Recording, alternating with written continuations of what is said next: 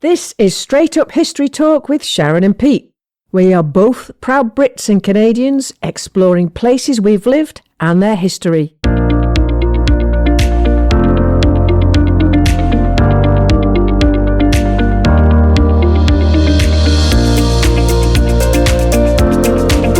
This is Sharon and Pete with a different slant.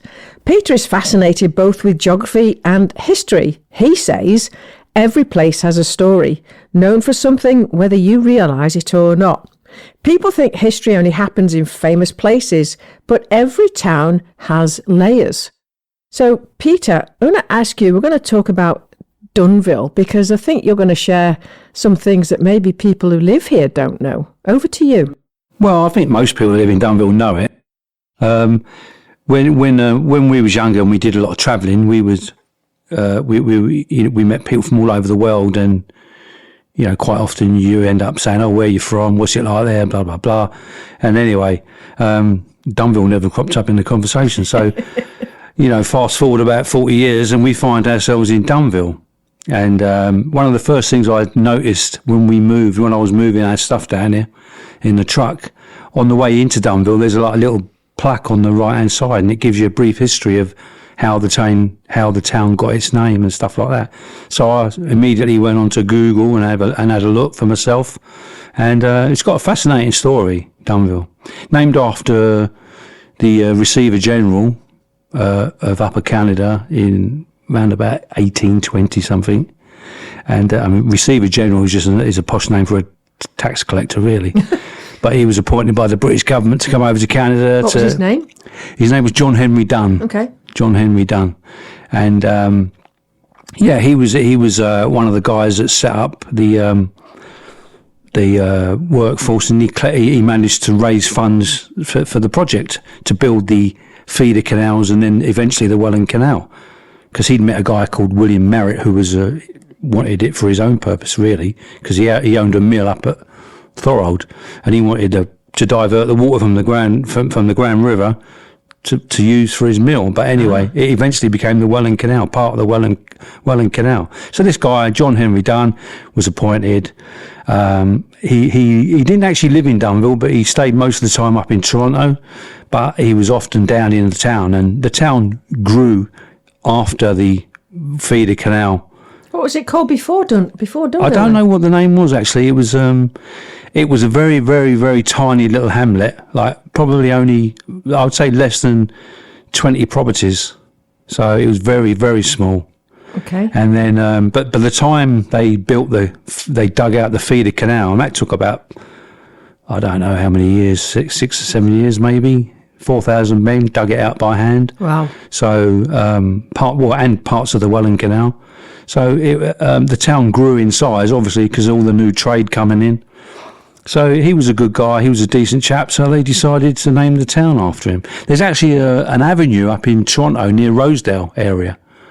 I think it's near where you used to do a lot of work. Liberty Village. Liberty It's called Dunn Avenue, right. And it's named after him as well. Oh, okay. Yeah. So that's Dunville anyway. So I've got other stories of other places where I've lived, but I don't want to bore everybody. But it's interesting if you've been there. I think your point is a lot of people, and I don't think not everybody in Dunville will know that. I think I often look over at you. I'm watching some crap on the TV, and you're looking at your laptop, looking at maps, looking at history. So you find these things fascinating. Oh, it is fascinating, yeah. So I thought I would have a look into what's famous about where I was born. Ooh. And I was born a place called Chorlton-cum-Hardy in Manchester, England. Mm. Now, if you are a Bee Gees fan, you will know that the Bee Gees spent their formative years there before they went to Australia. Right. And in fact, they lived the road next to the one that I was born on. Yeah. And then when I went back to live, because I was born in Chorlton and then moved around various other places, I ended up going back to Chorlton and went down the road that I lived on, saw where the Bee Gees had lived. Then when I emigrated to Canada in 1997, got the first TV that I had, turned on a programme. Guess what that programme was on? The Bee Gees in Chorlton. Wow. Can you believe Coincidence, that? eh? It was like, I can't believe, just come from here, and Yeah. here they are. So here is some information about Chorlton. It's over 1,000 years old. There was an Anglo-Saxon settlement in the area by at least the 9th century. Long before Manchester became an industrial powerhouse, Chorlton was a collection of rural hamlets surrounded by farmland. And the word cum means, it's Latin for with. Yeah. Yeah. So the area was originally several separate hamlets: Chorlton-Hardy, Barlow and Martledge. So I thought that was kind of interesting. Yeah. And then something that you'll be interested in, the railway changed everything. The arrival of the railway in 1880 transformed Chorlton from a rural village into a desirable commuter community for Manchester's middle class. Many of the Victorian houses still standing today were built during that boom. In fact, I think Lisa, our friend Lisa, who's in Chorlton, I think her house is probably of that era. Yeah. We've also had football royalty live there. Anybody who's into UK football. Georgie Best. Georgie Best, yeah, and Matt Busby also lived in the area. Did he? Yeah. I didn't know that. So George Best was, who would be the equivalent? Played for Manchester United. Who would be the equivalent today in terms? He was idolised because he was very good looking. Yeah, he was unfortunate that he played for Northern Ireland. If he'd have played for like England or a bigger team, you know, Scotland even maybe, but because he played for Northern Ireland, I don't think he ever went to a World Cup, so he wasn't known throughout the world. He was only known really in the UK. And women fawned over him. Yeah. I made George Best laugh. Oh no, we're not going to hear this again, are we? Well, so when I was a kid, I would see and George Best he'd have a really posh little car. Yeah. So we'd see that, and there'd always be hordes of girls outside his place. Yeah. And then he moved to Bramhall, where we moved to, and he lived in this big house. It looked like a toilet. It was awful. Anyway, so several years later, I'm working at an advertising agency in Yorkshire, and we were going to London because one of our clients was a cable client, and we got first class seats in the train. Ooh, very posh. And we get up to go to the buffet car and walk in the buffet car and the restaurant car, and there is Georgie Best Bulgy. sitting with his wife or girlfriend. He had a penchant for very slender, very blonde women. Very young, very blonde. So she was eating a lettuce leaf, I think. Yeah. So as I was going into the carriage, people were coming the opposite way. So I held open the door for them. And as they walked through, nobody said thank you. So as they walked through, I was going, thank you, you're welcome, thank you, you're welcome. Yeah. And I looked over and George was laughing. So you made Georgie laugh. I made George Best laugh, yeah. Good story. There's a bit of history I there. haven't heard it for a couple of years. I know you haven't actually. I didn't know I was going to dredge that one up. Yeah. So what about Norbury, where you were born? Ah, Norbury. Little, kind of like little suburb of London, about 6-7 miles south of Charing Cross. Most people only see it when they're on the fast train down towards Brighton. It's one of the stations you fly past doing 100 miles an hour. Yeah. But Norbury, it's quite famous for. We had one of the court cases, and it was involved a guy from Norbury. He was one of the last guys to be hanged in the UK. Really? It was a young man called Derek Bentley. He used to go to North Manor School, by the way, the same school as me. And what did he A do? few What was years his- before. what was his Well, crime? him and his accomplice had robbed a warehouse, and they was on the roof trying to get away, and the cops turned up. And his accomplice had a gun. He didn't. Oh. But his accomplice was older. Was younger. He was 15 or 16. So anyway, the cops were trying to disarm him, and one of them ended up getting shot, and he died. So the copper died, and Derek Bentley was heard to say, "Let him have it." Let him have it, meaning let him have the gun. Don't shoot. Right. But of course, they interpret it in court as let him have it, like give it to him. And they actually made a film of that. You know? I remember that, Yeah. yes. So Yeah. it's a famous old case, and I won't go into it too much detail. But Did he capital punishment? He served his time in Wandsworth prison, but he got the death sentence, and I think he served a couple of months or whatever, and then they hung him. Oh, but his case was was such a controversial case because he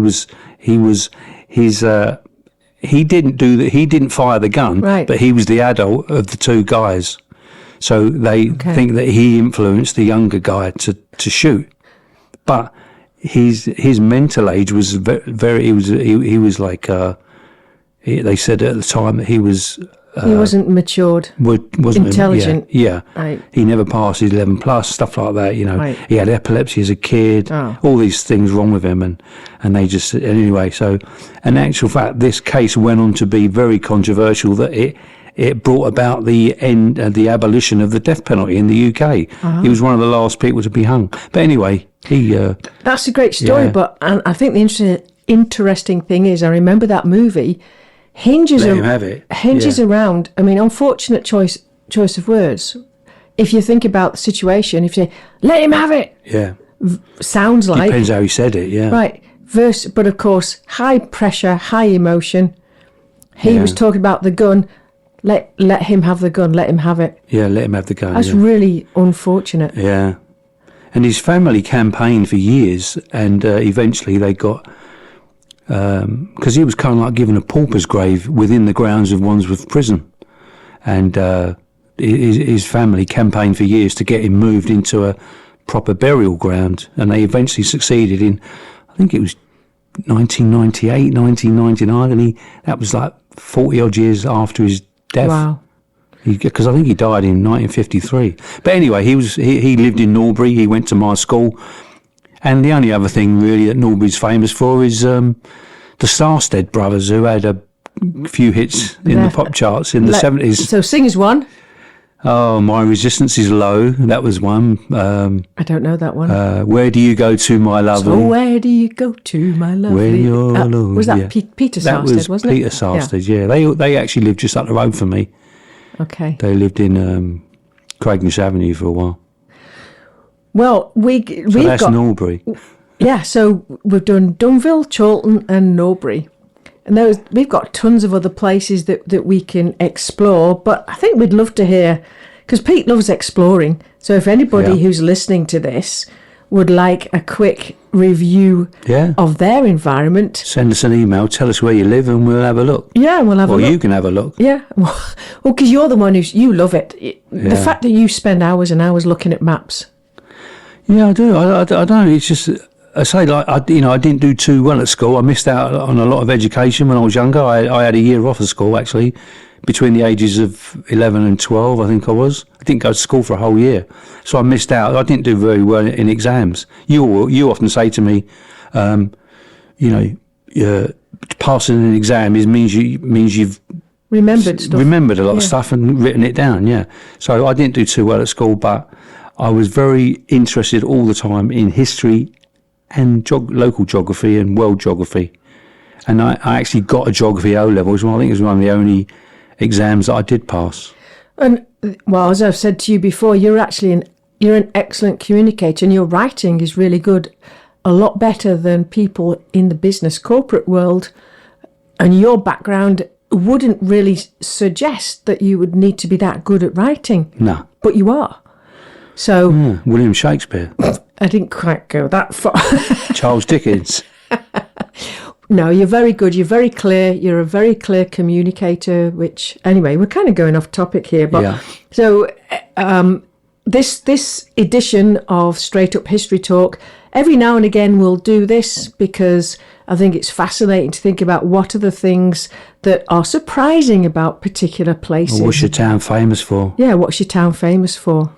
Anybody famous lives there now or has lived there, or, Yeah, or any stories that anybody wants to share about that. Because, I'm just trying to think.